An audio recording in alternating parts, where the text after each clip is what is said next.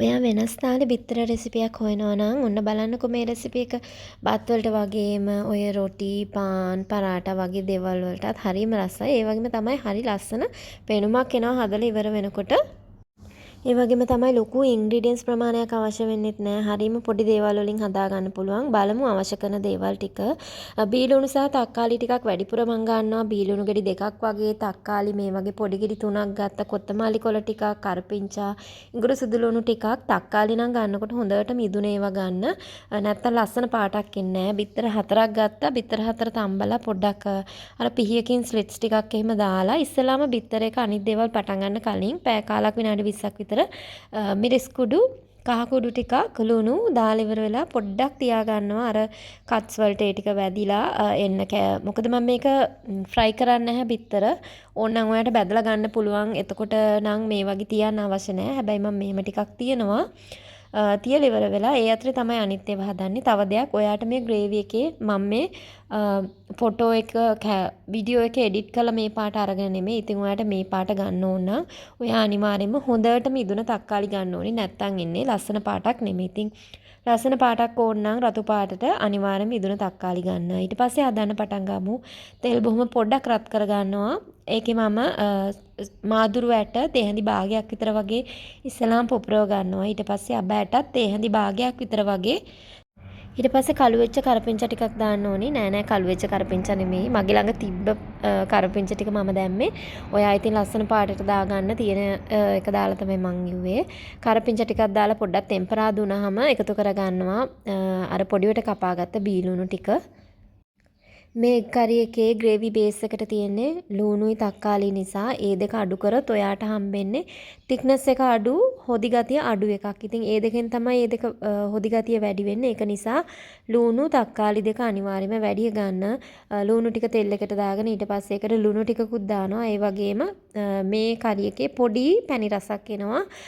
ඉතින් ලුණු එකත් හොඳට කැරමලයිස් වෙන්න ඉක්මනට කැරමලයිස් වෙන්න මම මේකට එකතු කරගන්නවා සීනි තේහැඳි භාගයක් විතර වගේ ගොඩක් නෙමෙයි මෙන්න මේ වගේ ටිකක් එකතු කරගෙන ඒකත් මික්ස් කරලා ඉස්සලාම ලුණු ටික වෙලාවක් සොෆ්ට් වෙනකන් තියාගන්නවා පියනකින් වහලා ඊට පස්සේ විනාඩි 2-3ක් යනකොට මේක සොෆ්ට් වෙනවා ගෝල්ඩන් බ්‍රවුන් නෙමෙයි මේ වගේ වෙන්න ඕනි මේක මික්ස් කරලා ඊට පස්සේ ඒකට එකතු කරගන්නවා ඉඟුරු සුදු ලුණු ටික ඉඟුරු සුදු ලුණු පේස්ට් දාන්නත් පුළුවන් මම ගොඩක් වෙලාවට ෆ්‍රෙෂ් ඒවා පාවිච්චි කරන නිසා මම ඒක චොප් කරලා එකතු කරගත්තා පේස්ට් දානවා නම් ඉතින් වැඩිය හොඳයි ඒ ටික එකතු කරගන්නවා ඊට පස්සේ එකතු කරගන්න ඔයාගේ තක්කාලි ටික තක්කාලි ටික දාලා අනිත් ස්පයිසස් එකතු කරන්න කලින් තක්කාලි ටික සොෆ්ට් වෙනකන් ටික වෙලාවක් අර ලුණු වගේම පියන වහලා උයා ගන්න ඕනි. මෙන්න මේ වගේ දැන් තක්කාලි ටික සොෆ්ට් වෙලා තිනවා. ඊට පස්සේ අපි මේකට දාන ස්පයිසස් ටික එකතු කරගමු.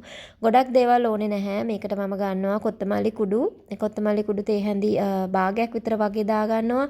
සුද්දු කුඩු තේහැඳි කාලක් දා ගන්නවා. ඊට පස්සේ මිරිස් කුඩු මම පුරවලා තේහැඳක් දානවා. බිත්තර එකටත් කලින් මිරිස් කුඩු එකතු කරපු නිසා හැබැයි මේක තව සැරට හැදුවොත් හොඳයි.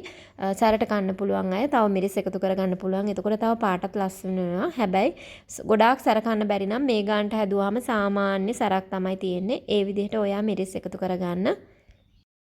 තක්කාලි මිරිස් කුඩු කොත්තමල්ලි කුඩු ඒ ඔක්කොම හොඳට මික්ස් කරලා මම මේකට අර බිත්තර ටික මැරිනේට් කරපු භාජනයේට වතුර ටිකක් දාලා එකතු කරනවා. මට කියන්න බැරුණා මම බිත්තර ටික මැරිනේට් කරාට පස්සේ ඒවා දෙකට කපලා භාග වගේ තමයි අරගෙන තියෙන්නේ ග්‍රේවි එකට දාන්න. ඒ හට්ටියට තමයි වතුර ටිකක් දාලා එකතු කරේ. ඔයාට මේකේ හොදි ඕනි විදියට දාගන්න. මං කෝප 3 කාලක් විතර වගේ තමයි මේ වතුර එකතු කරලා තියෙන්නේ. ඊට පස්සේ ඉතින් ලුණු ඇඹුල් බලා ගන්න ඕනි. නැත්තම් ආපහු එකතු කරන්න බැරි නිසා මේක හොඳට පදන් වෙලා එන්න ලුණු ඇඹුල් ඒ වගේ දේවල් එකතු කරන්න. ඊට පස්සේ පියන වහලා ආයෙම උයා ගන්න තියෙන්නේ. විනාඩි 5ක් විතර ඉුවට පස්සේ මේ වගේ තක්කාලි ටික හොඳ තික් ග්‍රේවි එකක් වගේ ඇවිල්ලා තියෙනවා. ඊට පස්සේ ওই තක්කාලි කෑලි ටිකත් කෑලි වගේ තව තියෙනවා නම් පොඩ්ඩක් හැන්දෙන් පොඩි කරගන්න. එතකොට තව ලස්සනට ග්‍රේවි එක එනවා. ඊට පස්සේ ඔයා කරන්න ඕනි ලුණු ඒ වගේ දේවල් ඔක්කොම දේවල් බලලා අර කෑලි කපාගත්ත දෙකට කපාගත්ත බිත්තර ටික මේ ග්‍රේවි එකට එකතු කරගන්න. කහමදේ පැත්ත උඩට හිටින්න අනිත් පැත්තේ යටට හිටින්න. ඊට පස්සේ ඒ ග්‍රේවි එකේ මතක ඇතුව ටිකක් බිත්තරේ උඩටත් දාගන්න. මොකද බිත්තර හැම එකක්ම රසට තියෙන්න ඕනි ඇතුළ වගේම.